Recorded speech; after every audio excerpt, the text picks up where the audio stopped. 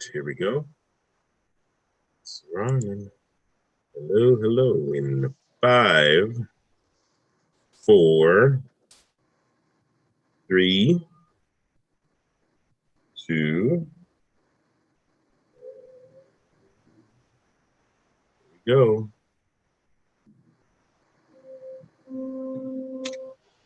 All right. Welcome, everybody. Welcome, welcome. I'm going to give it a second here. Just got to make sure we're being broadcasted. But again, today we have Fara Finkelstein, and she is going to talk to us today about how to hit our target market. For those of you who are entrepreneurs, you have your own business, you have a friend that has his own business, you know someone whose online business isn't doing so well. Well, you need to get them on the line right now because Farah is going to tell us how we can hit our target market. Oh my goodness. You really want to get everyone that you know on the line right now. If you know that they have their own business, you'll be doing them a favor. All right. So I'm going to give you even a second to share this video, share this link with your friends and your loved ones, because it will really help them get to the next level of their business. Yep, we are still in Financial Empowerment Week. And we also want to thank our sponsor, Tom Estes from Allstate. Thank you, Tom. I really appreciate it. You will see his number pop up throughout the programming. Make sure if you want a good price on your home or auto insurance, you give him a call. All right. And he will definitely help you with that. So, Farah, welcome back.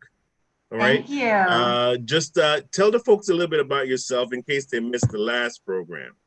Sure, absolutely. So, my name is Fara. I am a digital marketing consultant. I work for a company called Reach Local, and we are part of the Net USA Today network. So that's a little bit about, I've been doing this for about 8 years.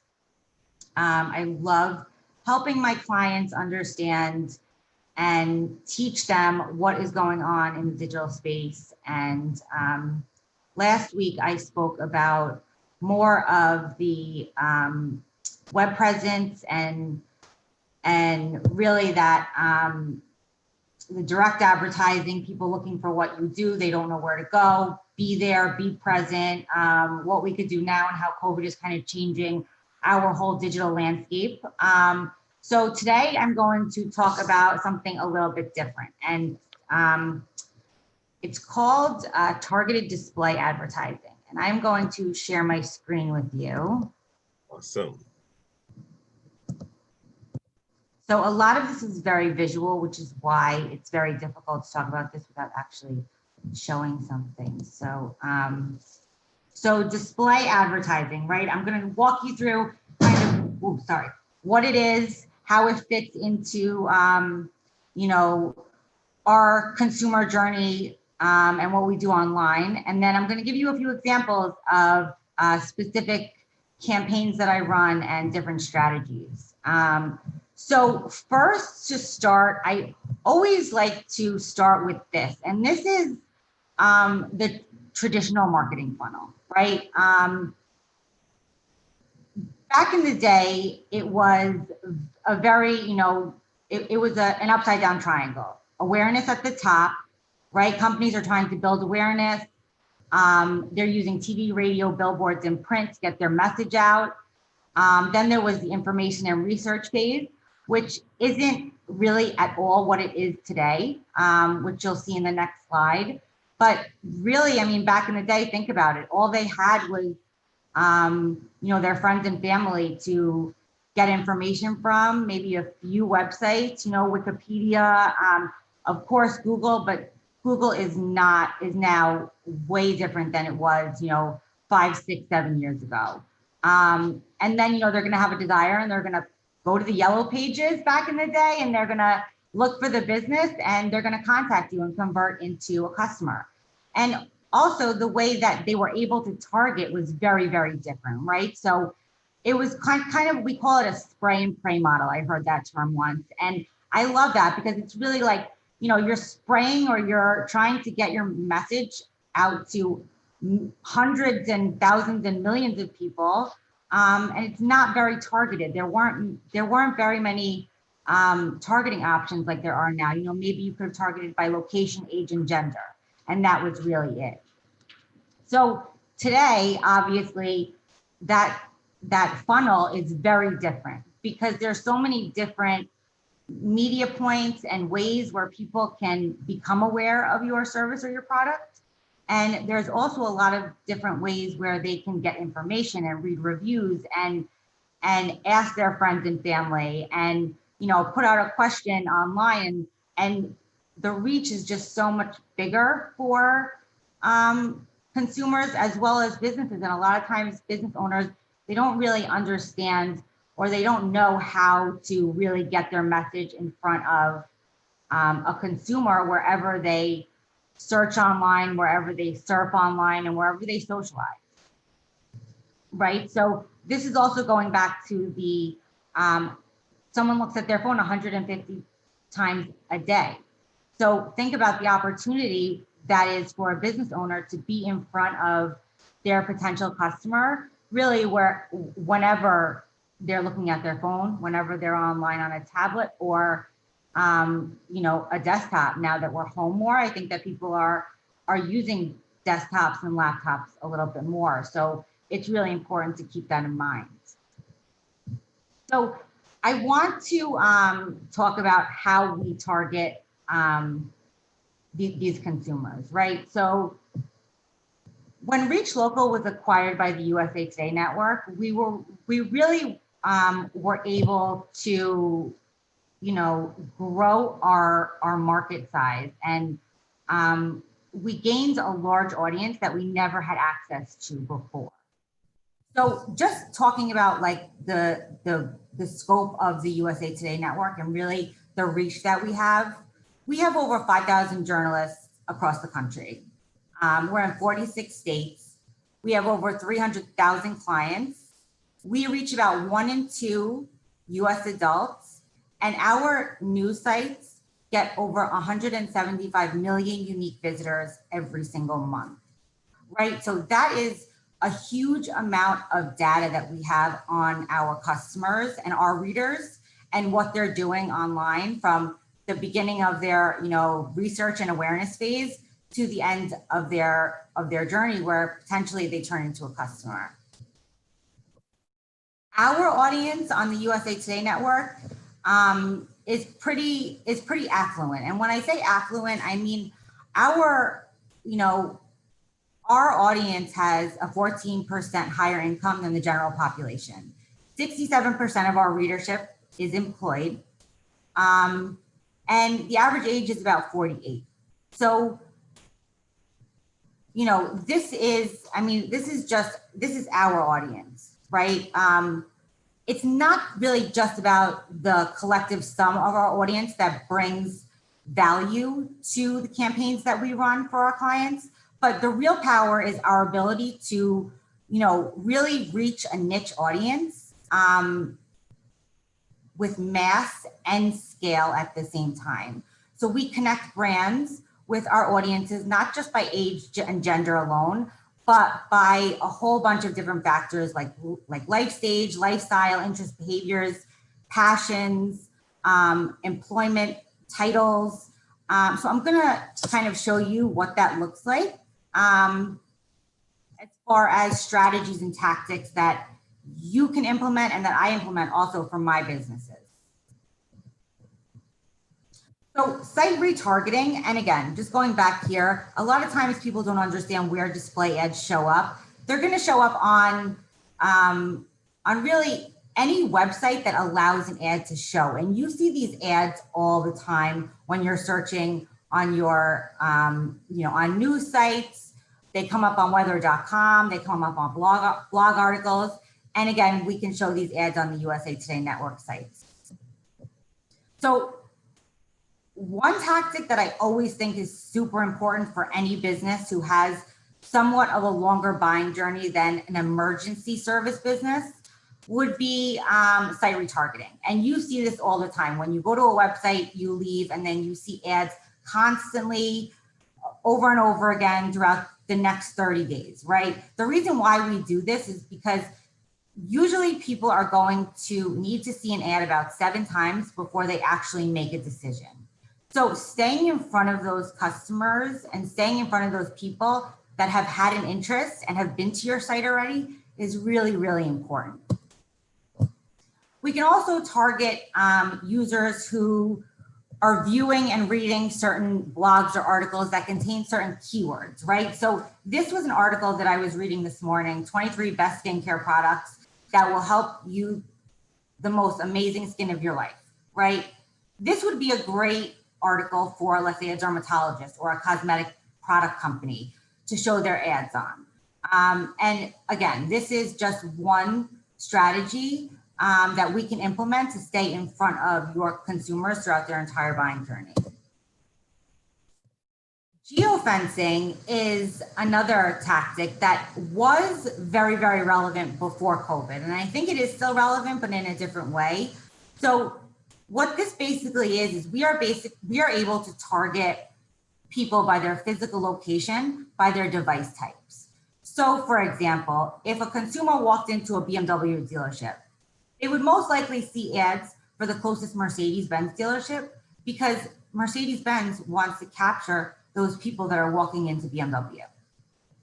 And this can work for a whole bunch of different businesses. I mean, I do this for certain doctors. I do this for attorneys.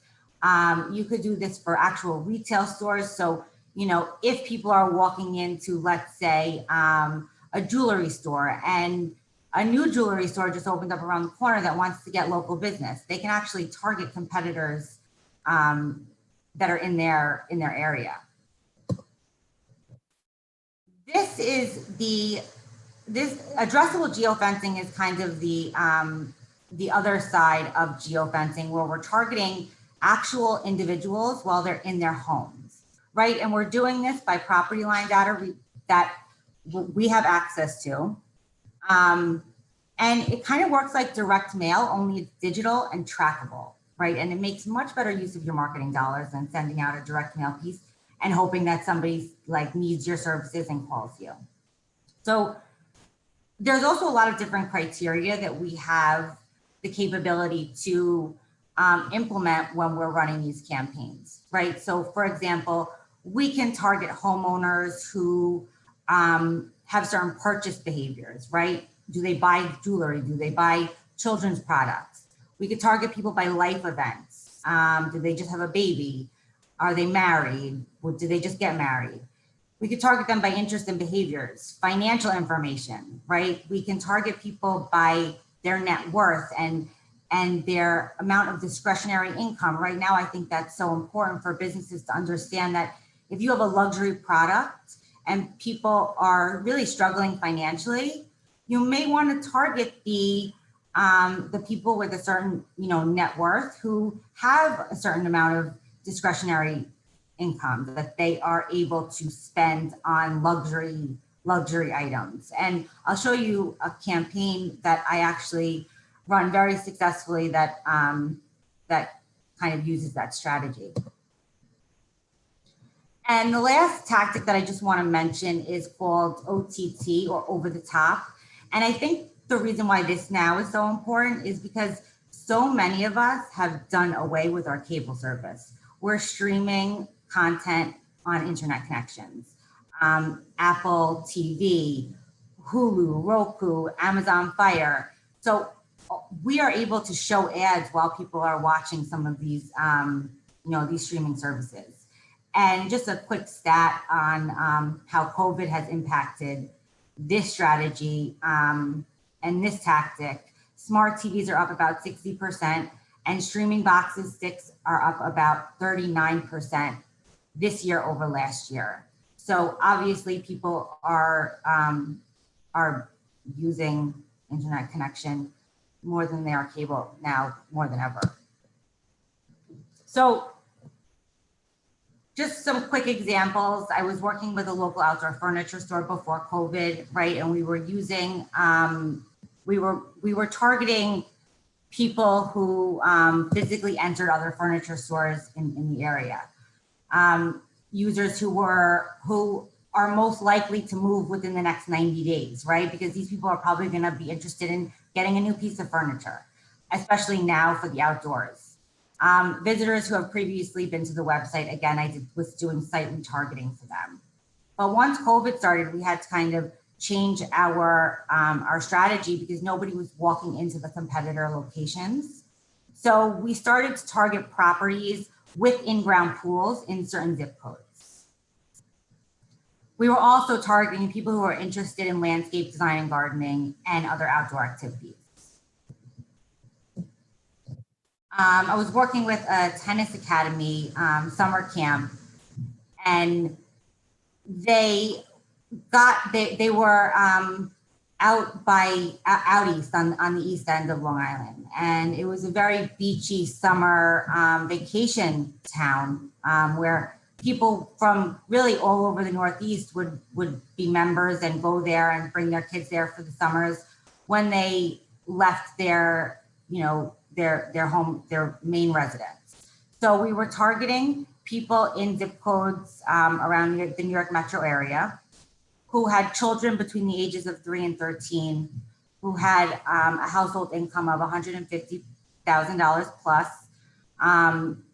It wasn't, inexpensive to belong and send your kids there for the entire summer.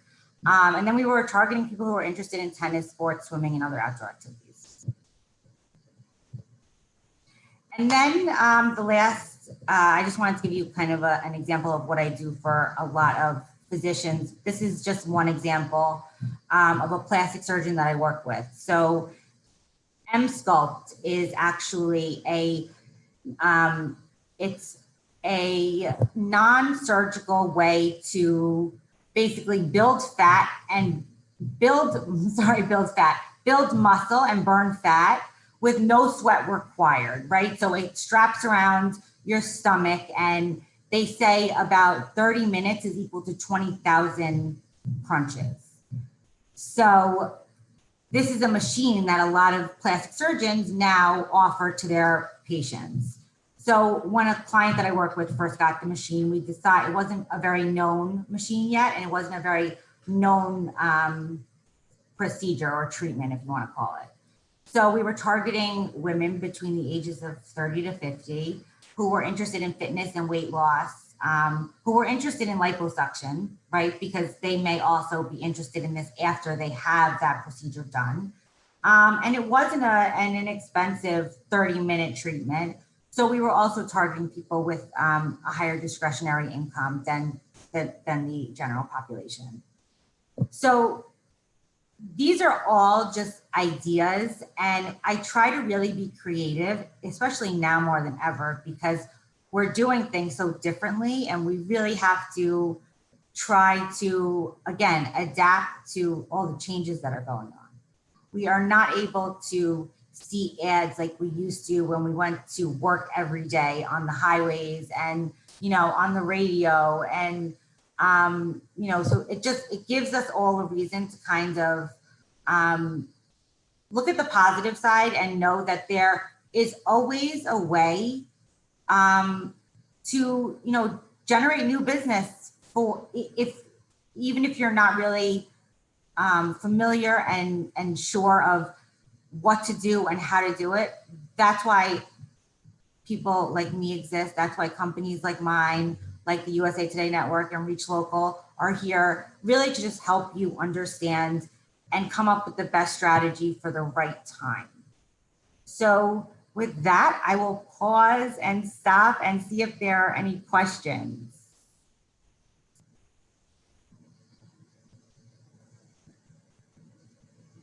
Okay, yeah, you caught me off guard because I was just sharing with a few people that are on LinkedIn and YouTube. And listen, this is amazing information I because hope so. I hope it was yeah, helpful. but because look, I mean, I don't think that a lot of times the things that we have as common knowledge is first information for a lot of folks. And for all the entrepreneurs and business people that are out there, like looking for answers, as to how do they know who is looking for their business online? Like you said it was like it's like more of a scatter shot. You're hoping that people are seeing what you're doing. You're probably paying a marketing company that sends you stats like once a month or something. But it's really good to know the specifics. And I think that what you provide, just as far as data, really helps that small, even if you're a small business, it really helps you understand your business more when you can see the data that surrounds it. Exactly. Yes. And I think also that maybe that word, or, you know, all of this information that we have is Hmm. intimidating to business owners. But Right. it's the business owners. Like I always tell my clients, tell me who your ideal client or customer is.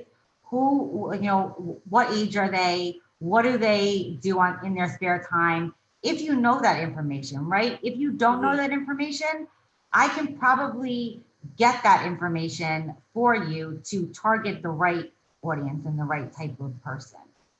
And that's the case also, because like as a business owner, I'm always looking for that person that wants to be a client. How many people really want to join a network that promotes their business or promotes their brand? And so this is the whole purpose of what I do. So it's like, I'm not sure how many people are interested in something like that. But what you can do is kind of like go through the the forest and the hills per se, right?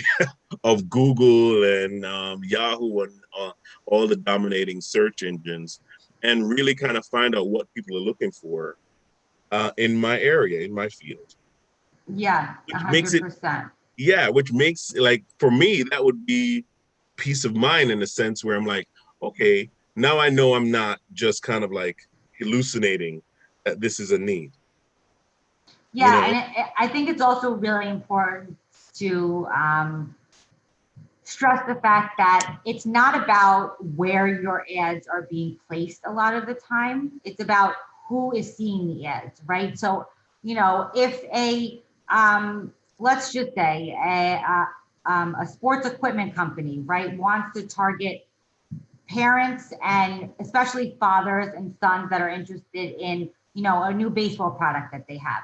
The Hmm. father, being a father, may be on certain websites that are not related to sports, but it's not about the website that we're putting the ad on. It's about the audience and where they are in their, like I said, do they know about your product?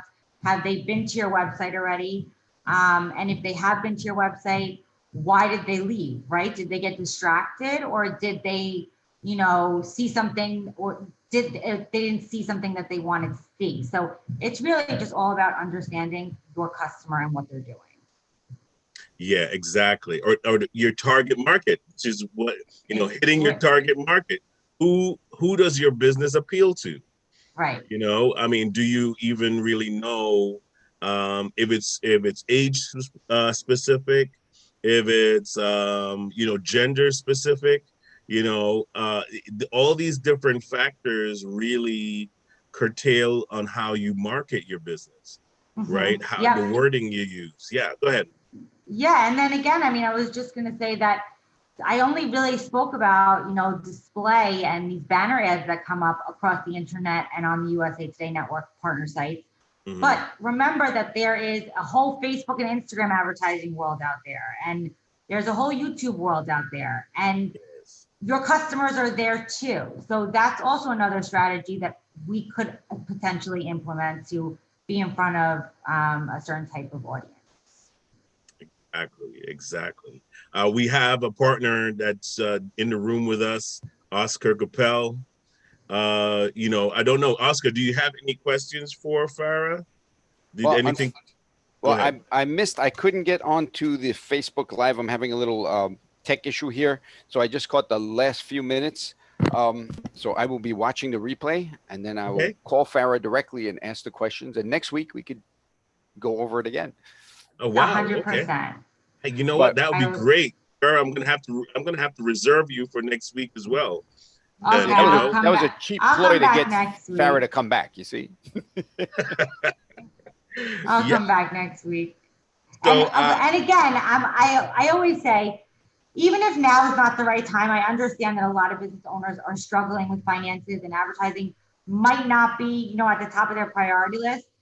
Even if I give you some sort of insights or value and you learn something, then I've done my job. It's not always about becoming my client. I want to be able to help and educate. but yeah, here's the thing though, right? And I'm going to just point this out is that marketing your business is what feeds your business, right? I mean, referrals are sometimes sporadic. And so sometimes you may get them and sometimes you may not, right? And so you need to have that agent that is constantly working for you to kind of generate new business, especially if your business is now went from storefront to being an online business. I mean, I've been watching the news, and a lot of places, a lot of restaurants have gone from being a sit-in restaurant to a delivery restaurant, right? And so now they have to be aware of what is my demographic, because I was used to the customer walking by my restaurant, walking in, buying a sandwich, walking back out.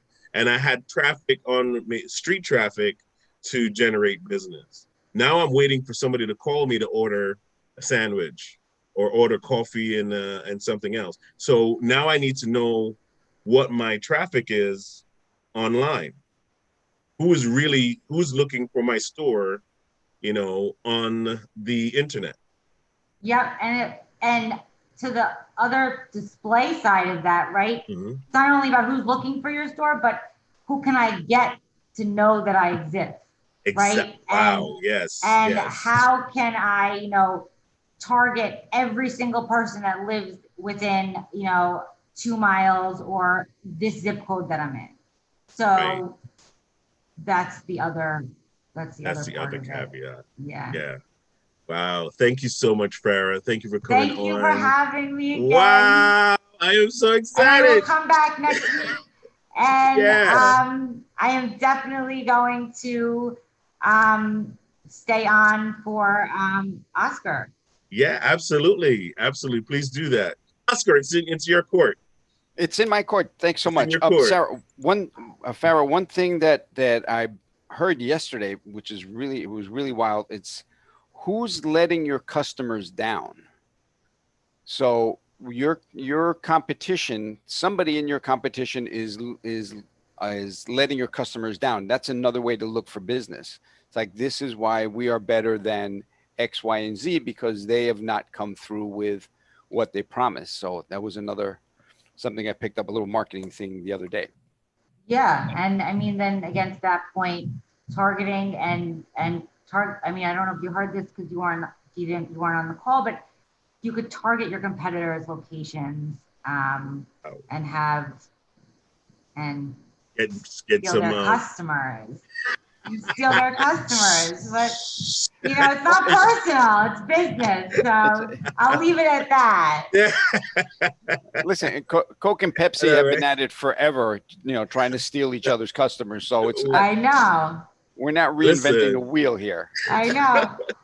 but that's the Yep, that's the principle of competition. It's Right. supposed to make you better, right? yes, Yeah. Competition is greases your mind to say, well, I can't stay stuck because my competitor might get ahead of me. So you dig in and you start finding ways to improve, and that's how Apple came about, right? yeah, I mean, and it's again the competitive the competitiveness is what makes the internet the internet, And what makes this all so busy and, fragmented, because there's so Yes, much competition. So you just have to absolutely. Grant be in Cardone. your, Grant Cardone says, "Don't compete, dominate. There you Find go. out how to dominate in your area." He says, "Forget about competition. Competition is for the middle people. Like, you want to dominate. You want to be the Amazon." Mhm. But you You, have to compete in order to dominate. yeah. Yeah, it's like when you're dominating, that means that you've graduated. Then you It's have no almost like competition.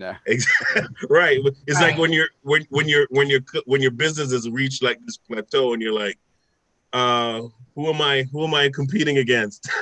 Right. I Nobody. want Yeah. I want my competitors to just see taillights and dust. That's it. It's just I mean, it's like Amazon and Walmart right now. right. It's like, who do I shop with? Amazon or Walmart? Amazon or Walmart? Yep. There's really nobody else in that stratosphere that you could say, yeah, I want to fight with these guys. But I mean, they were all at one point competing against each other. The top five, I was just the top two.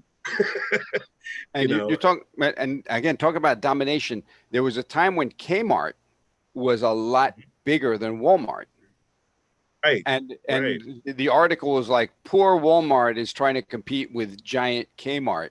Mm-hmm. A couple of years later, it's complete domination. Are there Kmart any who? Kmart's less? Yeah. Are there any Kmart's around anymore? I don't know. I've Yeah, never seen one. I haven't seen one either. I I think I haven't saw one the other day, in a And somewhere. picture. Target's I love Target. Yeah. I love Target. Target's in there too. Yeah, absolutely. But go ahead, do your presentation, Okay, Oscar. let me get Uh, my where how are do we I, here? I'm going to stop No, my you video. you can stay right there. You don't worry about Oh, it. okay. Okay, I'm gonna have to share screen because I got the PowerPoint. Yeah, go ahead, do your thing. Um, Oh, um, wait, one second, one second. I might have I to give love, you the powers. Okay, there you go. I have the power. Yes. There we go. Okay, so I'll be there.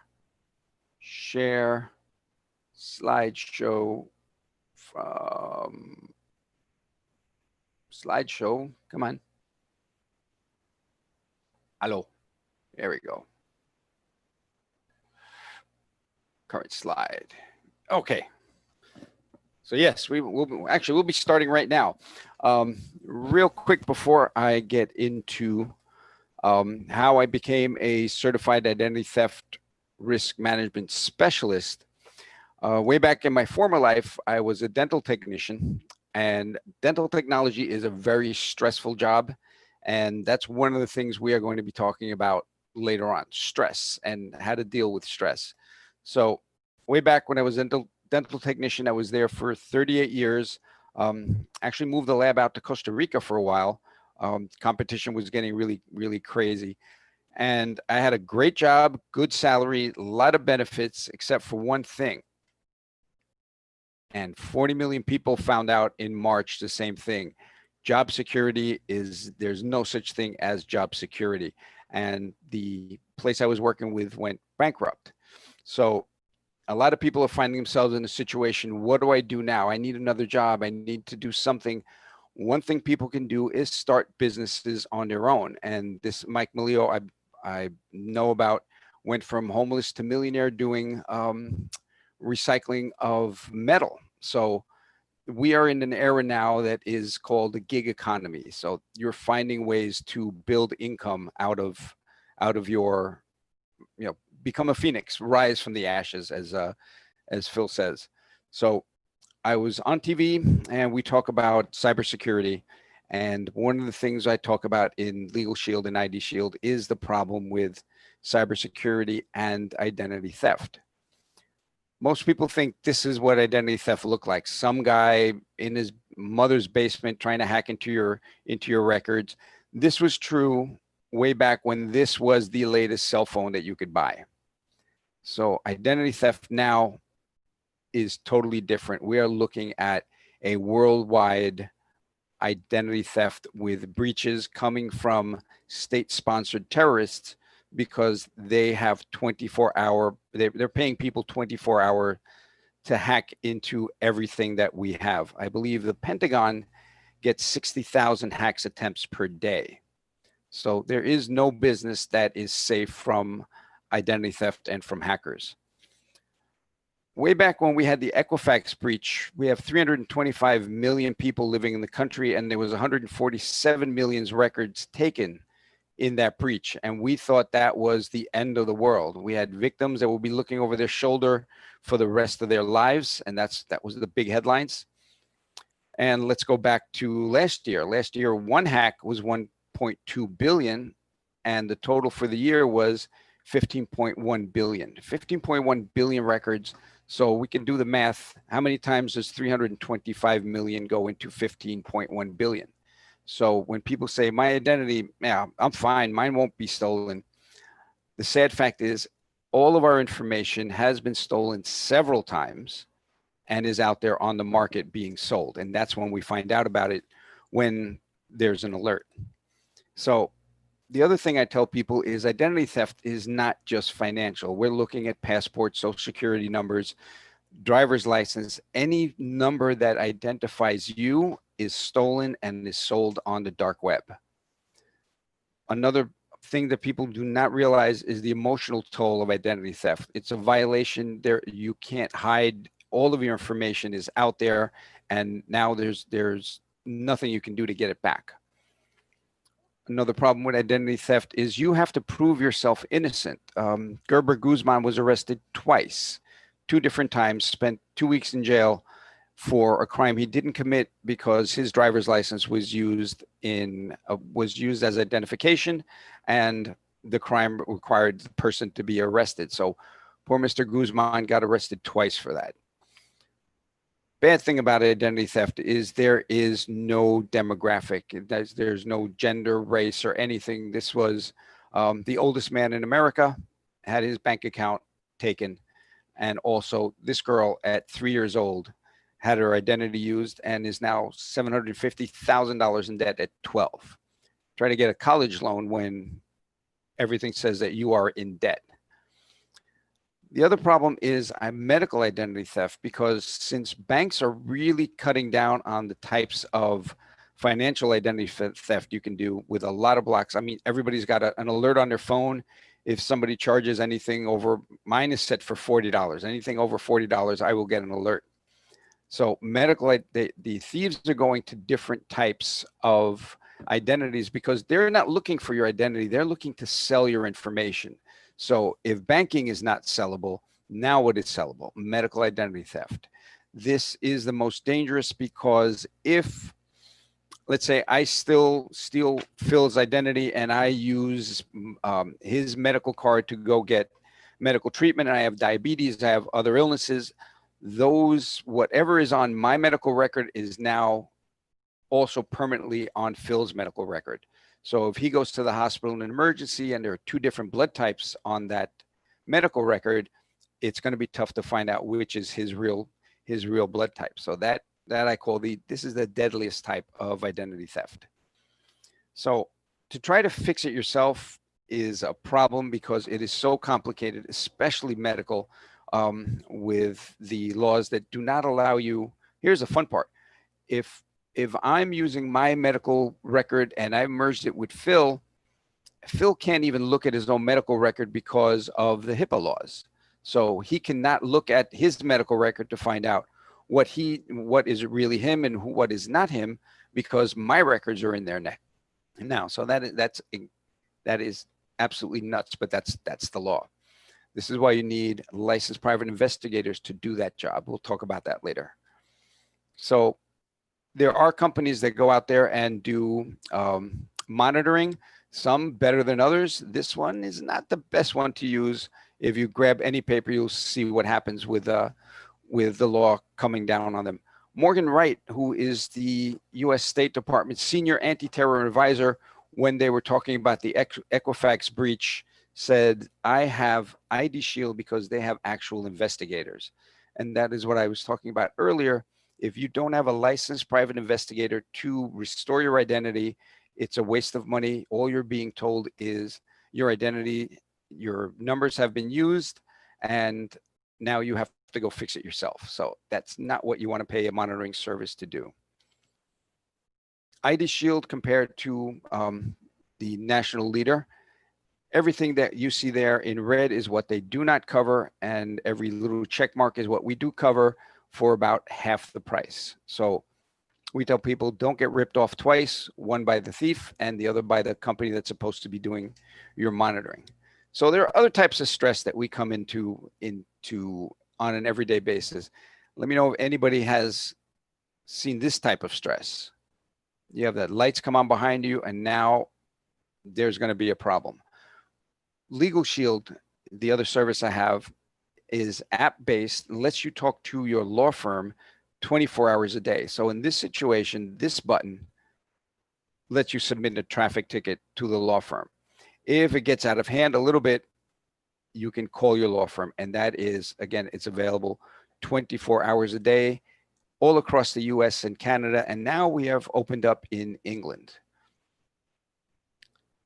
Problem with legal profession is expensive, it's unresponsive, it's unaccountable. And what Legal Shield has done is used the same type of marketing as, let's say, Uber, that's using disruptive innovation. They make it easier, simpler, more affordable. Same thing with Netflix. And Netflix, I like to talk about lawyers and the way law is practiced now and the way it's being practiced through Legal Shield, where Blockbuster would be your pay by the hour lawyer. And once you hang up the phone and you call again, you start another hour of legal time and the meter starts running. Netflix says, hey, if you give us whatever their monthly subscription is, we will let you watch any movie anytime you want, as often as you like, without having to repay for that movie. So that is exactly what Legal Shield does. It's the disruptive innovation is it lets you, for one price, access your law firm and not only ask questions, but you can also get your will, living will, healthcare power of attorney done, which is very important now because of the COVID going around. And we don't know if next week we are actually able to make our own decisions on health. So you need that set up ahead of time. The speeding ticket we talk about, preparing your will, we talked about a lot of things that is available through Legal Shield that is not available for the price point with a regular law firm. This is the law firm we use in New York. This is Feldman Kramer in Monaco. And if you see there up on top, it says Legal Plan Member Login. If you are part of Legal Shield, you can hit that little button. If not, you speak to Feldman Kramer in Monaco, but you do it on an hourly basis. And they are really good law firms, so they're a little on the pricey side. So that's what we've done. We've taken the expense, the unresponsiveness, and unaccountability out of the legal profession because Legal Shield, the actual company that contracts these law firms, is in Ada, Oklahoma, and they monitor every single law firm to make sure they are the best law firms for their customers. So the law firms get paid once a month and they get paid in advance. So when I pick up the phone, I am their most important customer. This is how I used it for myself, which is I had a problem with Toyota. They fixed the car. They did a great job fixing it, but 2 years later, the part went bad. And when I went to Toyota, they said, sorry, but you're out of warranty by 1 year and 30,000 miles. Normally, that would have ended the conversation, but I spoke to my lawyers at Feldman Kramer in Monaco, and they sent what I call a motivational letter to Toyota. And guess what? The manager, same manager that told me there's a door, don't let it hit you on the way out, told me, Mr. Capel, we are really sorry for the misunderstanding. And here's your money back, and please call your lawyers off. That was a really good feeling. Another great thing we do is our group helps fund Operation Underground Railroad. And if you haven't heard about it, it is a nonprofit that hunts down child sex traffic rings, and they break up the rings, they arrest the sex traffickers, and then they rehabilitate the kids back into society. And that's pretty much what I'm really, really proud of, that connection to us. So what's your next step? Very easy. My app is available for download, and there should be a little video there to tell you all about Legal Shield and ID Shield and how it can help you sleep better at night. And one more thing that I do, if you're a business owner, I will run your business through a dark web scan. The people that I ran through here had their business was hacked and 30,623 pieces of information was stolen. And this is available for sale on the dark web because this is what we monitor, what is actually for sale. The most dangerous part of that is that PII, the 11,044, that is personally identifiable information of the customers that are using this website and that business. So these are customers' information that is now being sold, and that is a big problem for businesses now.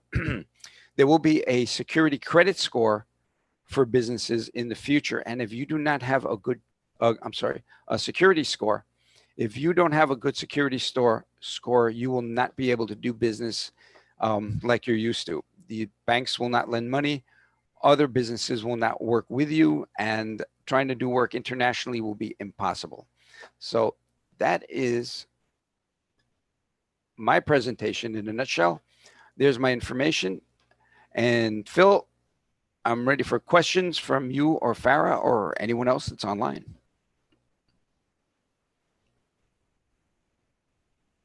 That's amazing. Thank you so much. Really awesome stuff. You know what, I love every time I hear your presentation, Oscar. There's always something on there that that is very interesting to me, because how many of us are really just kind of walking around unprotected, you know, in a digital. I mean, we're on the subject of basically being in a digital world today, and it's like all of our information is somewhere online, right? We've filled out applications, we've shopped. You know, how many times I remember when Target said, they said that Target's database was hacked, right? And so how many of our information is literally just up for grabs, all because we like the pair of shoes? You know. I have a question for you. Sure. First of all, I think it's so interesting that I've never heard of a 12-year-old being in debt $750,000 before she hit 12, I think you said, or 16. Yeah, exactly. But how do you think, how safe do you think the auto-populated credit card information is in our phones? Well, here's oh man, I can do a half hour on that itself. One of the problems that we have with our phones, there's a new type of identity theft where people hijack your phone. So the way it works is they go in, they have the information that is you, and go into a Verizon shopper or whatever and say, I lost my phone, and I need a new phone, and back up all my data and give me the new SIM card. So now you're looking at someone that has your phone, changes the password, you no longer have access to your phone. What is on that phone? Your whole life. I mean, everything, every password, every whatever is living on our phones. So having your phone hijacked is, it's I don't know. I don't think there's a word to describe it right now, because it's our whole lives are literally on our phones. Yeah. So auto-populating is great, but if your phone is hijacked, it will auto-populate with these secret, the little dots by someone else. Okay, interesting. On an individual level, not really a company level, my friend was hacked through a dating app site. Mm-hmm. Wow. And it was so sneaky how they did it. I mean, it was every time they called her, it would be this like low voice that she couldn't really understand the language. And they kept calling people she knew from her phone, but it wasn't really her. Right. So like her mom would see, oh my God, Janine is calling me. And Janine's like, no, I'm not calling you. That's not me. And they had access to all of her. Right. But So there's in my whole presentation, takes about 45 minutes. I go through the difference between a scam and identity theft. They're two different things. A scam targets you directly, and that's for money. Where identity theft is taking your information and using it personally. Like social security number. If I don't have a social security number and I need a job, I will go out and buy your social security number and get a job. So I'm not stealing money from you, but if I do it as a 1099 or I am a contractor, I'm not going to pay taxes. I have to pay taxes at the end of the year. Unfortunately, I walk away with all the money and your tax return says, hey, where are the taxes you're supposed to pay at the end of the year? And that's when a lot of people find out that their social security numbers have been used for a job. The other thing when we're talking about child identity theft, the majority of child identity theft, believe it or not, is family oriented. You got an uncle that's got a gambling problem and now gets, the new niece's social security number and starts gambling under that number. Wow. So that is, and there was a report. I have it in my other slides, and it's about 25 pages just detailing child identity theft, and the major one was family, and it's shocking. It's like you can't trust Uncle Joe because he's drinking too much and goes gambling and takes your kid's identity, which makes for a really sucky Thanksgiving, But that's why we have to make sure that all of our private information is secure digitally and physically, because it's amazing what people can do with your information. I was talking to a friend of mine the other day, and we're have to come to a close because our next program is going to have to come on in a minute. But I was talking to a friend of mine the other day, and she mentioned that she had bad credit, so it didn't really matter. But what I wanted to point out to her was, they don't just use your profile for, to buy a car or anything like that. Some of these people clone your information so that they can do illegal things as well. And then the next thing you know, you're being pulled over and you have a record. You have escaped prison 3 times. Exactly. What? Yeah. And that happens. Be like, what are you talking about, man? There's a woman. There's a woman that I don't have the exact name, but she has a letter from the state's attorney general because she was arrested 22 times. That's how bad the crime was. So every time, I don't know if you've seen police cars with those little boxes at the that's a high-speed license plate reader. So you don't have to be pulled over for something. As your car is going by, that's going to read the license plate. It's going to flag the screen in the police car, wanted, apprehend and arrest immediately. So 22 times this happened. And she has a physical letter from the state's attorney general says, I am not the person you're looking for, because that's the way the system works. There is no, okay, it's not a half-hour TV show that, they find out who the culprit is and they fix it. This goes on, as that slide says, people will be looking over their shoulder the rest of their lives. Well, we want to thank again our sponsor for today, which is Tom Estes, who's with Allstate. Again, his number is 973-376-8914. Please give them a call so that we can continue to bring this information to you. Thank you again all for watching. I'm sure this information was helpful to you because it was helpful to me. And so I'm going to make sure I use as much as I possibly can of what we're receiving today. Thank you all again for watching. Oscar, thank you for coming on. Fara, you're priceless.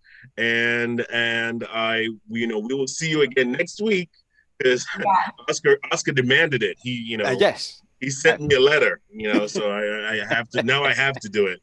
But yeah, we will definitely love to see you again next week. All right, take care, everyone. And I'll see you in another 5 minutes with Yolanda in Empowering Your Mind. Take care, everybody. Bye. Bye-bye.